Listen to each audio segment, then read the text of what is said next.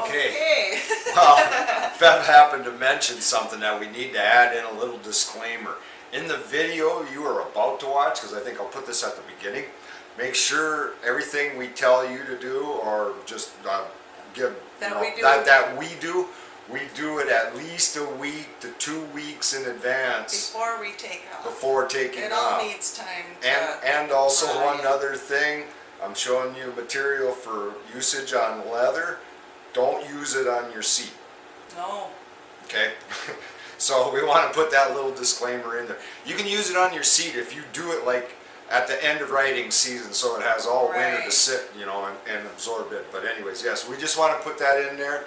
What we're about to show you, please do well in advance of taking a trip, because it takes time for all of this to take effect. And we do only do this normally once in the summer before we take like our first big ride. We don't do it every time we go. No. All right.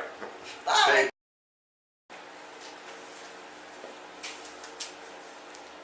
Well, hey everybody, welcome back to another episode of Elijah's Road. And this time we're going to be discussing a little bit of maintenance.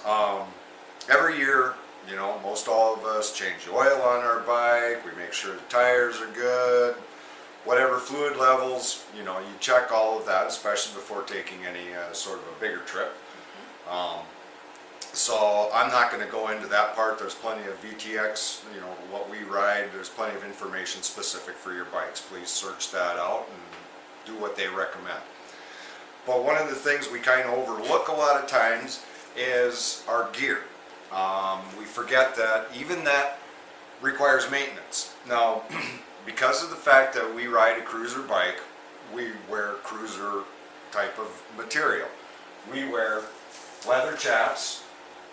We have leather jackets, boots, the whole 9 yards. I mean, we have lighter mesh jackets, but we won't be going into those because that's a completely different animal.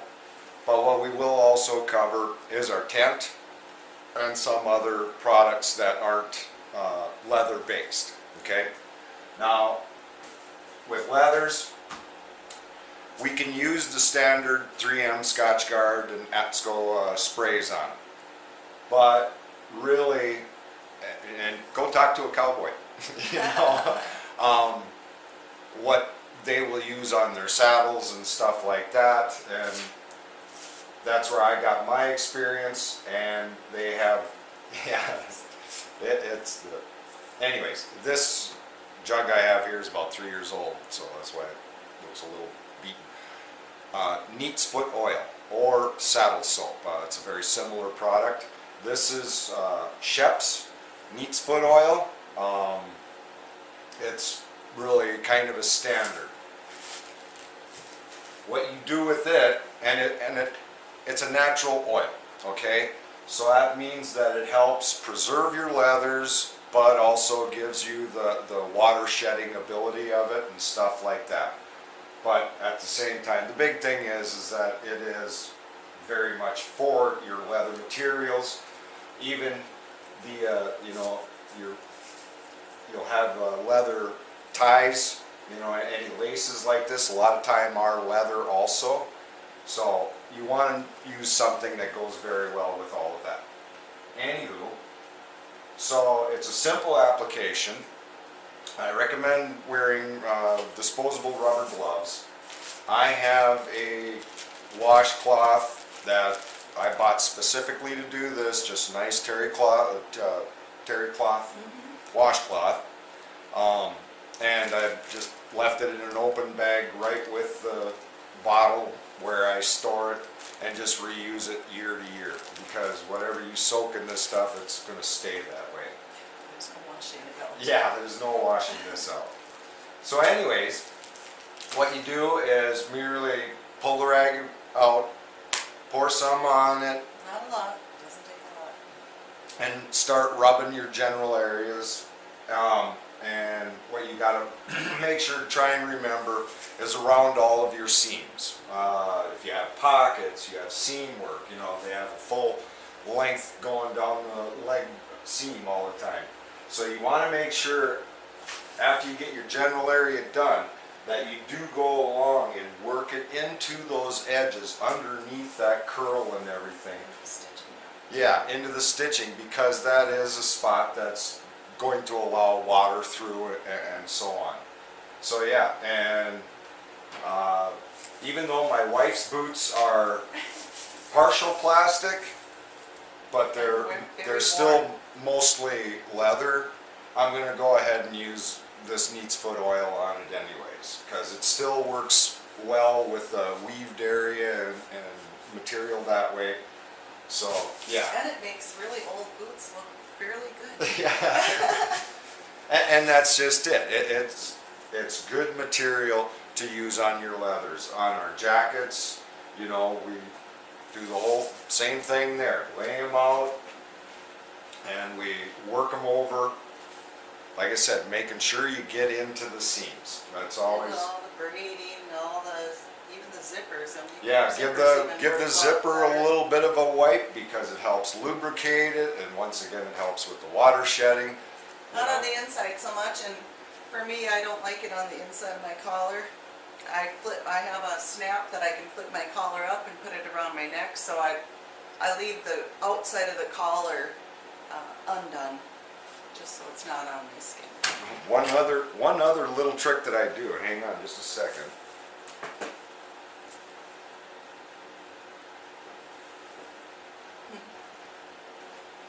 Is I have leather gloves also. So if I'm going to be putting this stuff on and I have my leather gloves, I put it on wearing my leather gloves. So that way I'm already pre-medicating these things, as it were. So yeah, you know, in lieu of the rubber gloves, but like I said, and you're still going to get soaked with this stuff, but yeah, so you want to wear a rubber glove or something anyways. So yeah, that covers the oil, and like we said, you know, it's really is some of the best stuff to use on your leathers. Like I said, you can use the spray. And talking about that, we have sprays that we use on any of our polyester or the tent, anything plastic. My boots are not leather. They're leatherette or leather-like. Okay? If that's what it's made out of, don't use the Neat's Foot on it. I did that, and those things would not dry from that stuff forever. Yeah. Like our saddlebags. They look like they're leather, but they're not. So don't use it on that, because it won't soak in and it won't dry, and it's difficult to get off because it's got gripping power. That's where you turn to the sprays. Okay? Atsko, ATSKO, or your standard 3M Scotchgard. And being a Minnesota person, of course, we're going to stand behind Minnesota Mining and Manufacturing. But this is very available, and it is a highly recommended stuff.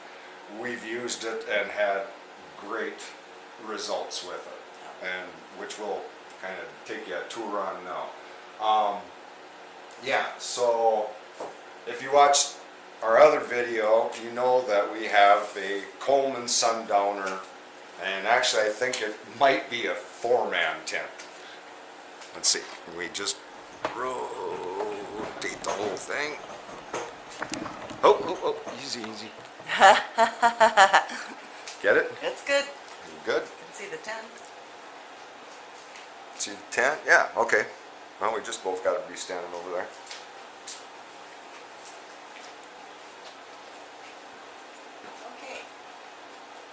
Okay, so as we said, we have a tent that we've had for a long time. Once we started actually doing the motorcycle and the camping combined together, then it was time to definitely take care of the tent. And this stuff, you know, like I said, this or your 3M Scotchgard, it's got to be a given. What we do is we set up the tent, got enough room here in the shop to be able to set it up and everything else, and we spray it down with the stuff. Once again, make sure that you also keep a close eye on making sure you do the seams and also along your bottom.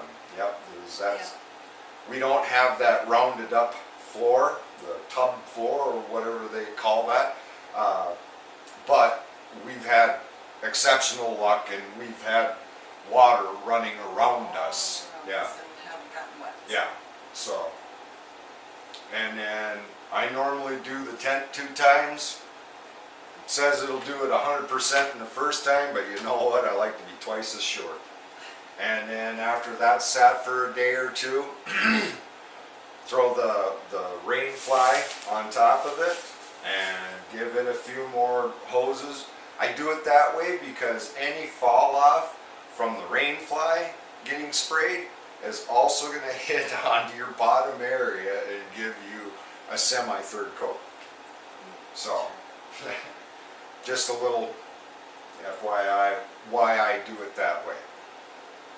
So yeah, and of course, like our big red bag, that if you watched our other video, we do that same.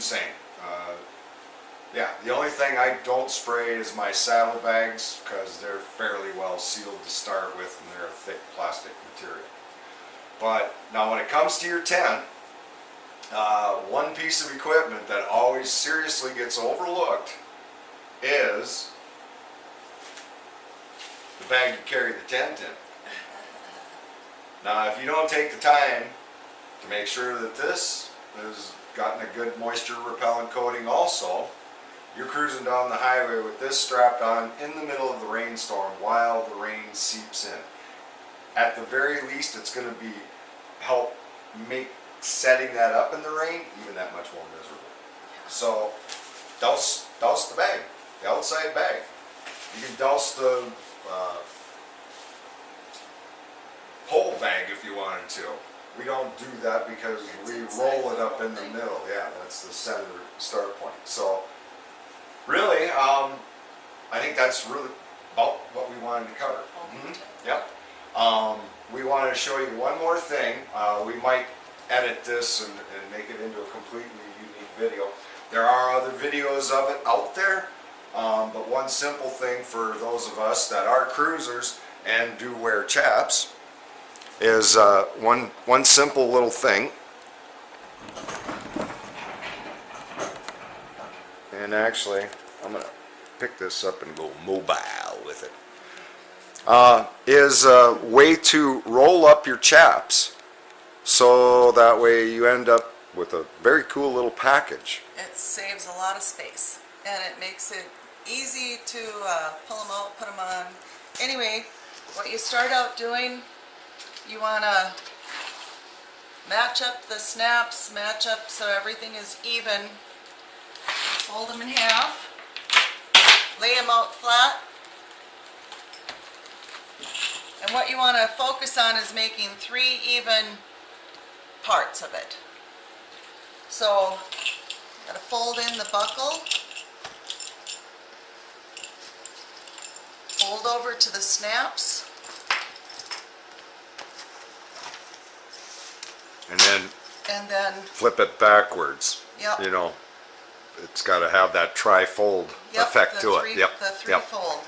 Yep. And then I'm going to move it like this. I take the interior, actually I take the exterior snaps over first. I bring the interior ones, kind of push it together, bring the interior ones over, fold them in between, open up the 2 snapped areas, the outside snap areas, fold these in between and snap them up.